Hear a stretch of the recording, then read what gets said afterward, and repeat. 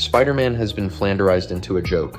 Before we talk about what has happened to Spider-Man, let's define a term that perfectly describes the problem: Flanderization. Flanderization is when a character slowly loses all complexity and depth, getting reduced to just one exaggerated trait. The term comes from The Simpsons, where Ned Flanders started as a well-rounded religious neighbor and was eventually turned into a one-dimensional Bible fanatic. Over time, writers take what was once part of a character and make it the entire character. The result? A shallow, unrecognizable versions of what made them great in the first place. And that is exactly what has happened to Spider-Man. Spider-Man used to be about responsibility.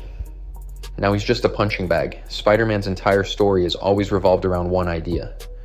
With great power comes great responsibility. If you have the ability to help people, you should, even if it makes your life harder. That is the moral. That is what makes Peter Parker different. He struggles, but his struggles mean something. Yes, he lost Uncle Ben. Yes, he lost Gwen Stacy. Yes, he has sacrificed more than most heroes ever have to. But it was always for a reason. He made the world better. He saved lives. Even when things were bad, being Spider-Man was worth it. Now, Peter Parker has been Flanderized into a complete loser. He does not win. He does not grow. He does not get meaningful victories. His suffering is no longer about responsibility. It is just there for cheap drama. Instead of struggling and overcoming those struggles, he is just stuck. Paul, the ultimate insult to Spider-Man fans.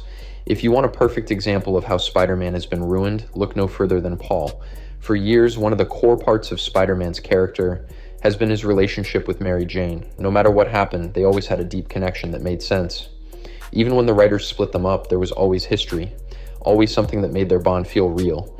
And then Paul happened. Paul is not a character fans had been waiting for. He is not someone who earned his place in the story. He was just dropped into Mary Jane's life, and suddenly she was with him. Not just dating him, but acting like they had a family together. Even worse, Peter did not fight for her. He did not try to understand what happened. He just accepted it. The worst part? The kids Mary Jane and Paul were raising were not even real. They were fake children created by some weird sci-fi nonsense. But the story still treated them as if they were more important than Peter Parker. This is the level of storytelling that modern Spider-Man comics are dealing with. Instead of letting Peter Parker grow as a character, the writers force him into constant misery, making him look like a complete joke in his own story. Spider-Man used to be a role model. Now he's a warning. People used to want to be Spider-Man. He was proof that you did not need to be rich, powerful, or born with some grand destiny to be a hero. He was just a normal guy who tried to do the right thing, no matter how hard it got. Now, the message seems to be that trying to be a hero will ruin your life. And sure, that could be an interesting story if it led to something meaningful.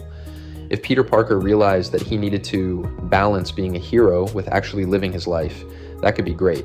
But that is not happening. Instead, the writers keep making his life worse for no reason. It is not about growth.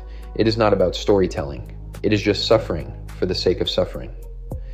Spider-Man deserves better. At the end of the day, Spider-Man is not supposed to be a story about endless misery.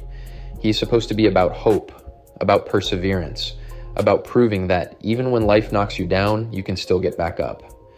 But if Spider-Man himself is trapped in a story where doing the right thing only leads to more suffering with no reward, what is the point?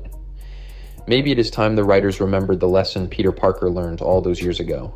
With great power comes great responsibility. That includes the responsibility to actually tell a good story.